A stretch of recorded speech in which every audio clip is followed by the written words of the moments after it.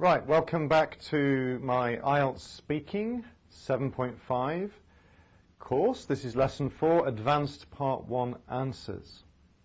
Again, this course is for those who want to get over a 6 to a 6.5 to a 7 or beyond. It's very difficult to get over a 6. You have to be quite advanced. It's even more difficult to get over a 6.5. So we're being quite ambitious in calling it Speaking 7.5 because it can get you there with practice. But my aim is to get you to be confident and get way above that 6, way above that 6.5. So, Lesson 4, Advanced Part 1 Answers. So, remember, a little note now about scores or potential scores, like I've just said. This is for students that want to push beyond a 6. Now this is symbolic, actually, because 6 is like a mark that getting beyond is quite a big step. And I want you to realize that. It's quite a big step to get beyond a 6. And to get strongly beyond a 6, that could be a 6.5, it could be a 7, it could be beyond a 7. So these are big steps and they take practice.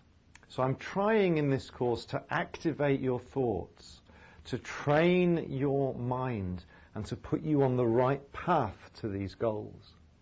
But you will need to practice. You'll need to do a lot of practice to get there.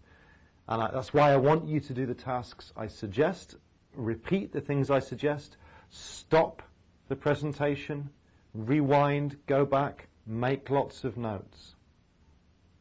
Okay. So, why are we thinking about Part 1? Well, recap. Why bother prepare and train for Part 1? As I've said before, it's a perfect way to train yourself. It's a great warm-up in the test itself. You can raise your score with a strong Part 1. It covers a huge range of different topics and basically all the tenses in English conversational language. It's an ideal training ground for high scoring. Loads of practice with Part 1 will actually make you breeze through Parts 2 and 3 much easier. So it is very important. Do not skip Part 1 or underestimate the power of Part 1 as a training tool to get your basic errors polished and get your advanced language up. Because you can use a lot of this language in Part 2 and 3 as well. So, my Part 1 lessons, as I've said, we're going to learn and train you to give grammatically correct extended answers, advanced sophisticated answers. This does not mean overly complicated language. Natural, educated, native speaker lexical chunks, word groups, correctly. Part 1 is a foundation, a preparation, a build-up to Part 2 and 3. Follow me in this course and you will see why and how. Right, what you must do, remember, active listening and notes. Take notes, pause, rewind, keep your notes, write your own answers down, record your own answers. Don't memorize whole answers, don't. Memorize lexical chunks, word groups, and learn to use them in multiple different answers. You can practice. Okay. So, let's get going. But first, remember to pay special attention during these lessons to my pronunciation as a native speaker in general, to my sentence stress. I keep saying this. I'm reminding you. Pay attention to sentence stress, to pauses, where I put longer, short, or very short pauses. The music of my language. Note down lexical chunks, word groups that I use. Go back, rewind, listen, re-listen. Write your own notes, study your notes. Very important. So, we're going to talk this time about another typical Part 1 question, but again, featuring lots of language in our answers that can cover any part of the test or human conversation. Some people, dislikes. Think about this one. Why do some people dislike social events or parties? So what's this question about? Why do some people dislike social events or parties? It's a combined complex question again, of a different nature. What are these? Well, look at the question. Why do some people dislike social events or parties? Some people, types of people, groups of people, dislikes. Identifying people have different dislikes. Reasons. You're being asked to give reasons why. The question says why. So there's three things going on here. You're talking about groups of people or types of people, the dislikes that these types of people have, and reasons why. So the question's asking you for three things. Why do some people dislike social events and parties? Listen to my answer. A lot of younger people, people in their late teens and university students, like going to parties. Basically, very open-minded, energetic and adventurous people. However, some people, mainly more traditional-minded or conservative people, have an aversion to these kinds of events. These types of people tend to be introvert. They prefer to talk to others in more intimate settings. Parties can be loud and noisy, and often people feel forced into superficial social interactions they may not feel comfortable with. With people they don't particularly want to talk to. Again, it's quite a long answer. In the speaking test, you probably won't be given enough time to give an answer this long, but this is a preparation course and I'm trying to give you as much as possible. So, let's break it down. People, types of people. Why do some people dislike social events and parties? Look what I say. A lot of younger people, people in their late teens, and university students like going to parties. Basically, very open-minded, energetic, and adventurous people. However, some people, mainly more traditional-minded or conservative people, have an aversion to these kinds of events, etc. Okay, so what have we got there? What kinds of words are we looking at here? So we're looking at, for example, ages and social groups. Just some examples. Older people, elderly people, the older generation. Young people, the youth, the younger generation. Teenagers, young people in their teens, students. Educated people, white-collar workers, teachers. Office workers, working class people, lower income people. Politicians, journalists, artists, housewives, single people. Ages and social groups. Okay? So we can use a lot of vocabulary to show that we can talk about different people in terms of ages and social groups. Let's break it down. The second thing we identified that was in bold in my answer were personality types of people. Personality types. Let's look at these. Open-minded, energetic, adventurous people. Traditional-minded, conservative people. Introvert people. Open-minded, energetic, adventurous people. Traditional-minded, conservative people. Introvert people. These are, obviously, adjectives of personality. Outgoing personalities, and there are introverted or ingoing personalities. Let's look at the outgoing ones, for example. Open-minded, curious people. Creative, imaginative people. Energetic, active people. Extrovert, outgoing people. Confident, self-assured people. Determined, ambitious, driven people. Sociable, social people. And more introverted personality types, conservative, conventional people. Logical, practical, pragmatic people. Quiet, peace-loving people. Introvert, shy, more solitary people. Unconfident, less confident people. Laid back, relaxed, lazy people. Less social, more private people. So again, we're collecting adjectives to describe people here. You can add many to this list, I'm sure. I'm just grouping them in these two very large groups because it's an easier way to remember, I guess, if you can categorize things. So, adjectives of personality and activities. Types of people and what they may prefer doing. Adventurous people often like daring, dangerous sports. Extrovert, outgoing people usually like nightclubs.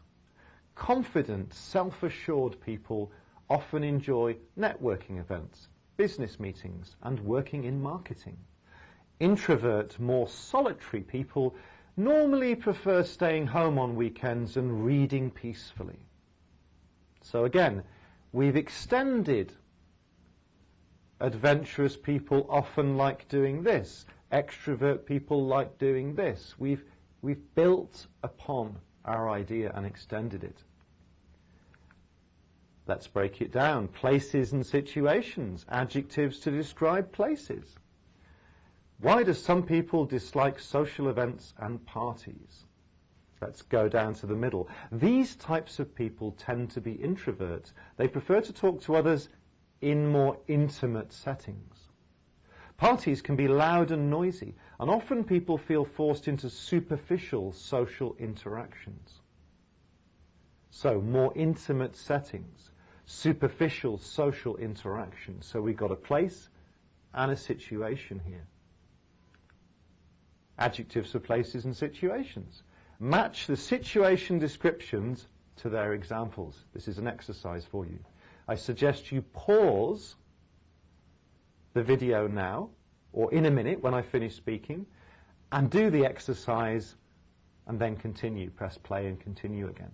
So we've got intimate settings, loud, noisy places, superficial social interactions, quiet, peaceful places, busy, crowded environments, exciting, vibrant occasions, calm, natural settings. See? Places and situations. Party or pop concert. What type of situation is that? Classmates' reunion. A small garden or park. What kind of place is that? A railway station at rush hour. What's that like? A quiet riverbank in spring. A school playground at break time. A romantic, quiet restaurant. A quiet, romantic restaurant. So, which things in column A, on the left-hand side, adjectives, describe the occasions or places in the right-hand side box? How do they match? Okay, let's move on. Adjectives for places and situations.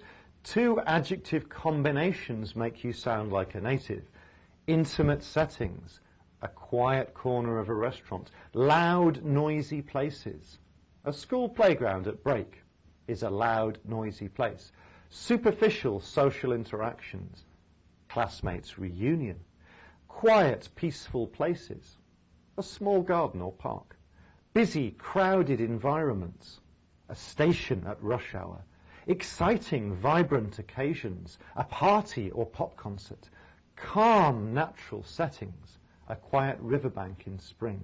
So notice, not all of these sentences, but the sentences that use 2 adjectives, notice how they're used. Loud, noisy places, quiet, peaceful places, busy, crowded environments, exciting, vibrant occasions, calm, natural settings.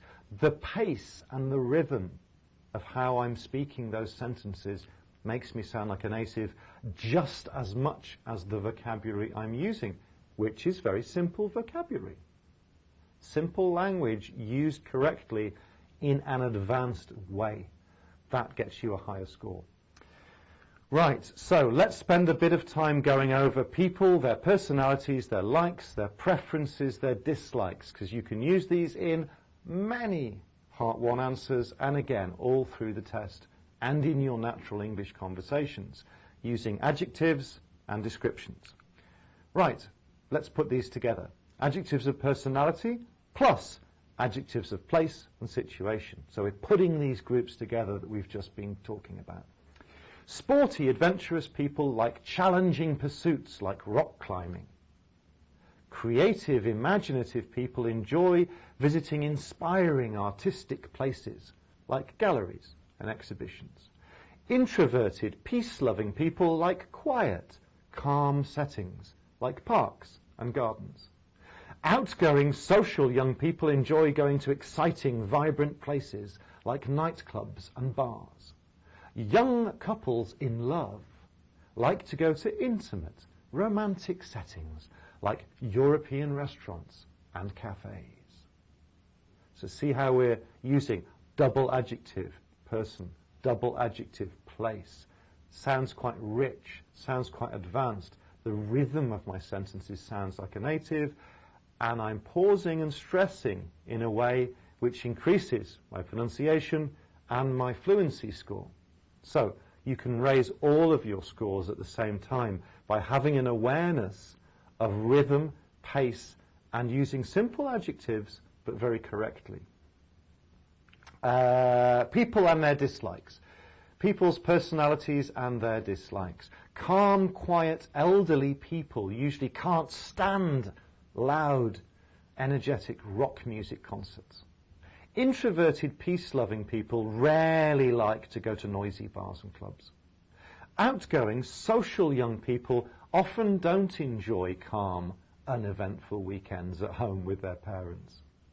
Most traditional-minded parents strongly dislike their sons or daughters dressing up in strange and outrageous fashions. Most sporty young men, like my brother, are not fans of going to boring history museums. So again, see how I'm talking here about people, types of people, and their dislikes. And the underlined words here are great ways to express dislike, great verb expressions for dislikes. Vary our language. Varying our language is important. So native speakers use different verbs to say dislike. We don't just say dislike. I'm not a fan of. They're not fans of. I'm not keen on. They're not keen on. I'm not interested in. They're not interested in. I strongly dislike. They strongly dislike. I can't stand. They can't stand. I hate, detest, despise. Really, really don't like. So we've got a few different expressions going from mild dislike to much stronger dislike as we go down the list. Some model structures with these, just to show you some examples. Again, you can memorize these and use them flexibly or adapt them to your own needs. Conservative people are usually not fans of modern art.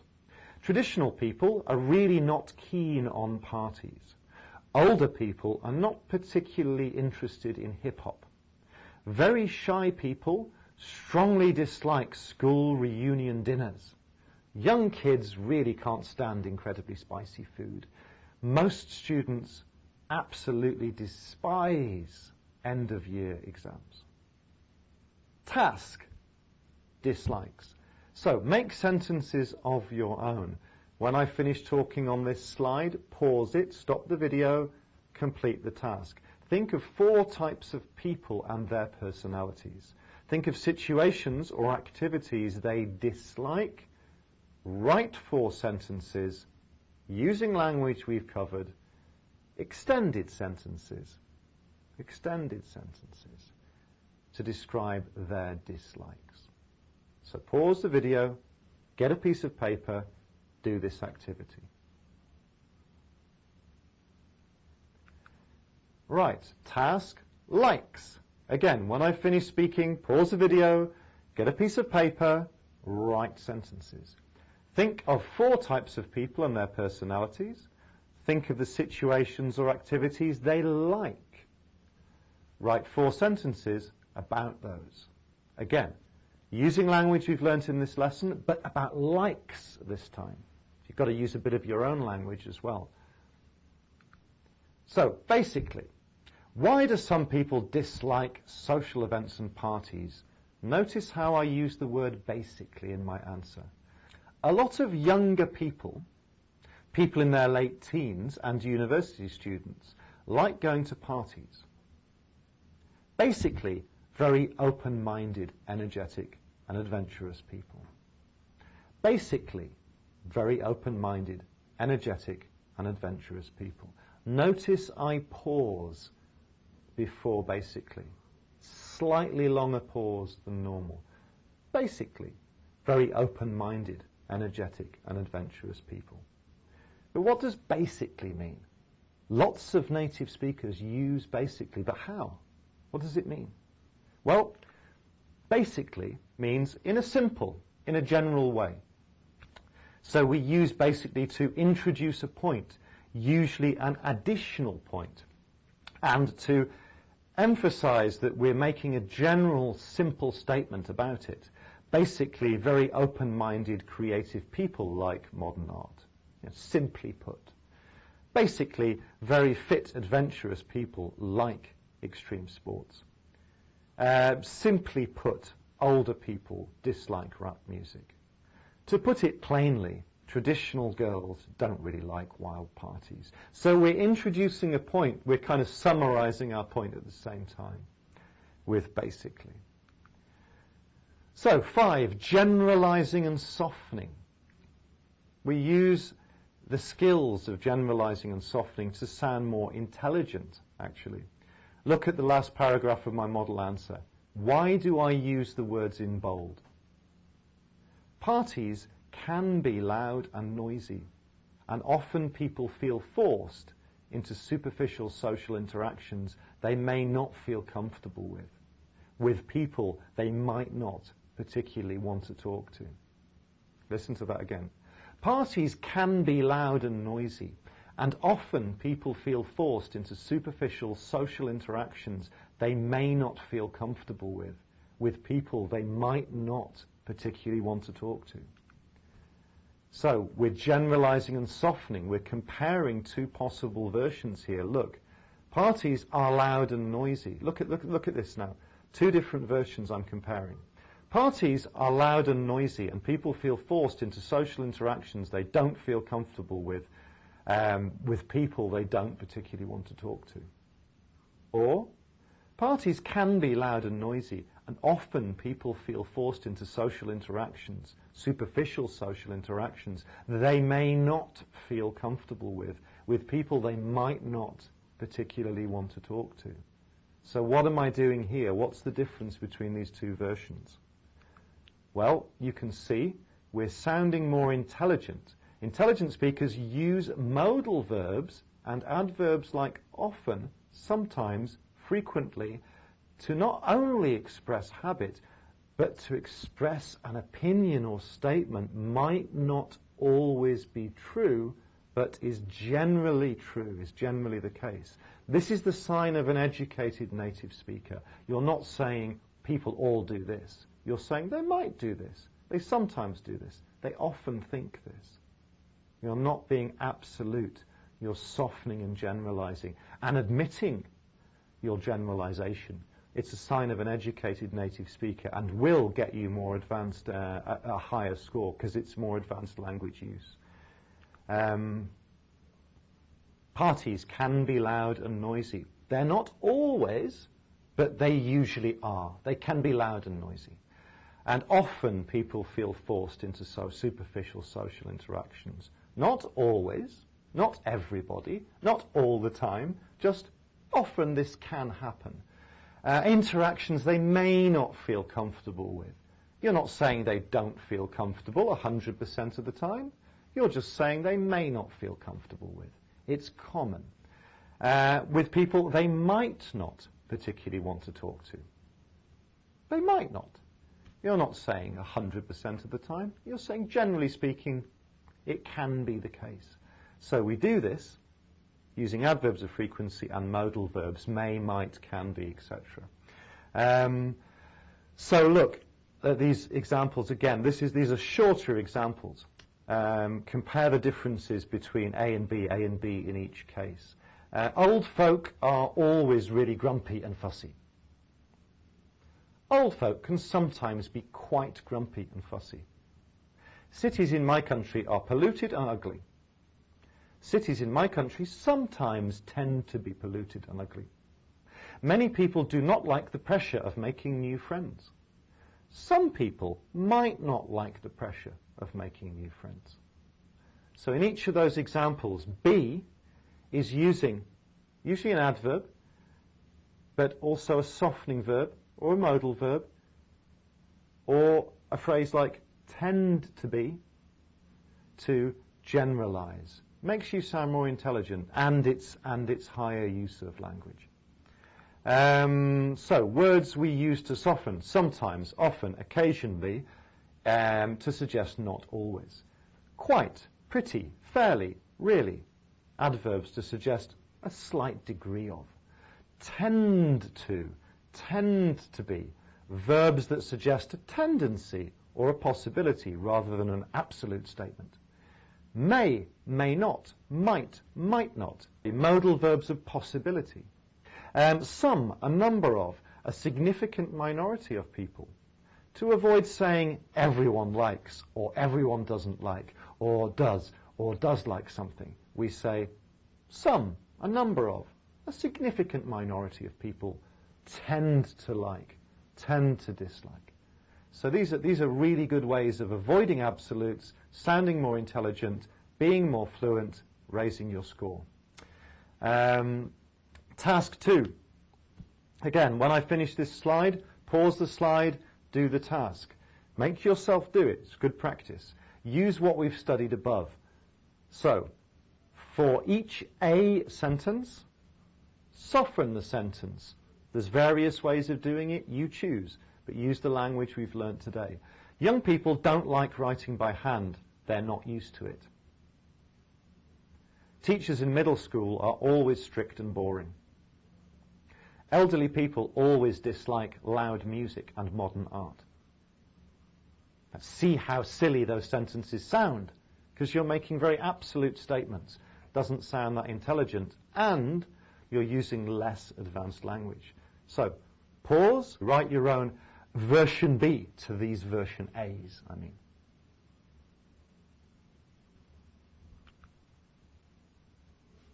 Let's continue. Foreign students always love Chinese food. Chinese students are good at math and science. Only children are always spoilt and bad-tempered. Again, pause the video, write your own answers. Soften sentence B. Soften these. Right, now we've come to more or less the end of the lesson. I'd like you to, as I always tell you, I'm reminding you again, check the lexical chunks in the lesson. Go back, write down all of the language and lexical chunks, word groups that you've seen today. Check them, go back over the lesson content. Take a look at typical IELTS speaking questions on the slide that follows. Write answers to all of them. Use what we've covered in this lesson. Speak your answers out loud. Which words are you stressing in each phrase? Where are you placing your very short and your short pauses? Is there any way you can improve your answers? Make sure they're 25 to 30 seconds speaking time maximum. Record your answers and play them back. So, I'm going to read this one more time, and once again, listen to my stress, my pausing. My stress, my pausing, and my end consonants.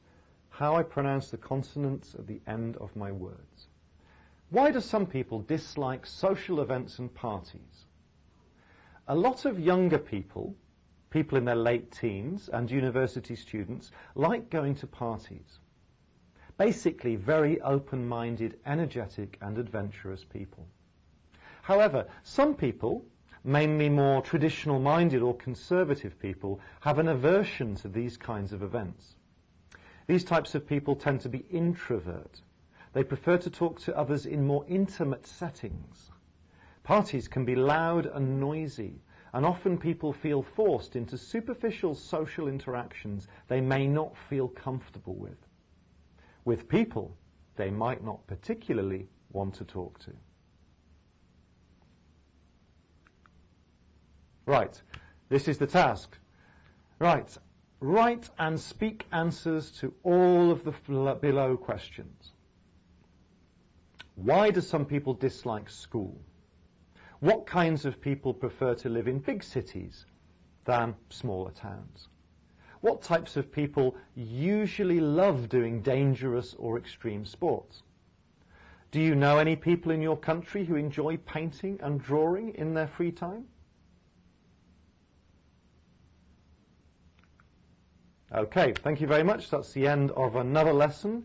Make sure you do all the tasks in the lesson, pause the video, rewind, get your paper out, write lots and lots and lots of examples using your own words, but flexibly using the word groups, lexical chunks, and the grammar that I'm teaching you in these lessons. After every lesson, make yourself do this, read your answers out loud, and think about the speed of speech, the words you're stressing, and your pauses to sound more like a native speaker. Thank you.